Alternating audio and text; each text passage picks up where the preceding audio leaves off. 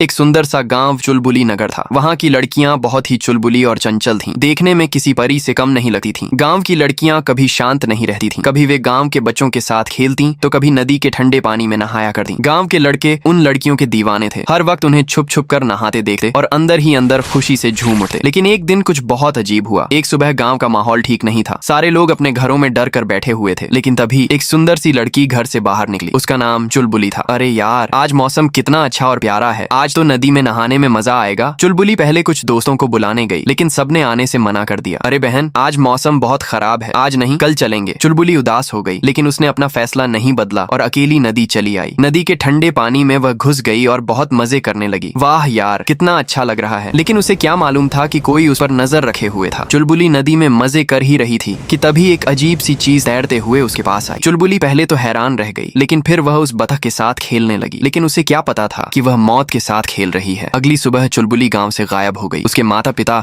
उसे इधर उधर ढूंढ रहे थे, लेकिन उन्हें वह कहीं नहीं मिली। दोनों बहुत परेशान थे। लेकिन तभी एक आदमी भागता हुआ आया और उसने उन्हें कुछ ऐसा बताया जिससे उनके पैरों तले जमीन खिसक गई। कल सुबह जब मैं नदी के पास से जा रहा था, तभी मैंने जल पक्षी दानव को देखा। वह एक पेड़ के पीछे से सीधे चुलबुली को देख रहा था। मैं डर गया और वहां से भाग गया। उस चुलबुली के माता पिता के चेहरे सफेद पड़ गए। क्या जल पक्षी दानव फिर से लौट आया? असल में जल पक्षी दानव कोई आम आदमी नहीं, बल्कि नदी की आत्मा था जो हर साल आता था। कुछ लोग मानते थे कि वह रूप बदल सकता है और उसे सुंदर लड़कियां बहुत पसंद हैं। जब भी वह किसी सुंदर लड़की को देखता, वह खुद को रोक नहीं पाता और उस लड़की को अपने साथ ले जाता। चुलबुली के माँ बाप समझ चुके थे कि अब उनकी बेटी कभी वापस नहीं आ सकती। लेकिन एक आदमी था जिसे अभी भी चुलबुली की फिक्र थी। उसका प्रेमी रिजवान। रिजवान चुलबुली से बहुत प्यार करता था। दोनों की मुलाकात नदी के पास ही हुई थी, जहाँ उन्होंने बहुत मस्ती की और वहीं से उनकी दोस्ती की शुरुआत हुई। दोनों साथ रहने लगे और घूमने फिरने लगे। दोनों को प्यार हो गया और एक दिन रिजवान ने उससे शादी के लिए पूछा, चुलबुली, क्या तुम मुझसे शादी करोगी? फिर मैं और तुम मिलकर 1000 बच्चे करेंगे। चुलबुली शर्मा गई और बोली, हाँ, मैं तुमसे शादी करूंगी। दोनों अपनी जिंदगी में खुश हो गए। लेकिन जब से चुलबुली गायब हुई, रिजवान उसे याद करके रोता रहता। फिर एक रात रिजवान ने फैसला किया कि वह चुलबुली को वापस लाकर रहेगा। उस शाम रिजवान नदी के पास पहुंचा। वहां उसने इधर उधर बहुत देखा, लेकिन उसे कुछ नहीं मिला। तभी उसे पानी में वही बतख दिखाई दी। रिजवान उसे बड़े ध्यान से देखने लगा। अरे, इसे कहीं तो देखा है। तभी वह चीज पानी से बाहर आकर जलपक्षी दानव में बदल गई। रिजवान हैरान रह गया और बोला, अरे तुम यहाँ? दानव ने कहा, तो तूने मुझे पहचान ही लिया। असल में 2 साल पहले जब रिजवान चुलबुली के साथ घूमता था, तब गांव का एक लड़का लक्ष्मण उन दोनों को देखकर जलता था, क्योंकि वह भी चुलबुली को पसंद करता था। एक दिन जब दोनों नदी में नहा रहे थे, तो लक्ष्मण उन्हें देखकर गुस्से से पागल हो रहा था। उसी वक्त उसके दिमाग में एक ख्याल आया। जैसे ही रिजवान अपने घर जाने लगा, लक्ष्मण ने उसे पकड़ लिया। रिजवान इससे पहले कुछ समझ पाता, लक्ष्मण ने उसे मार दिया और खुद रिजवान जैसे कपड़े पहन लिए और चुलबुली के साथ घर चला गया। और अब वक्त आ चुका था बदला लेने का। रिजवान ने लक्ष्मण को वहीं खत्म कर दिया।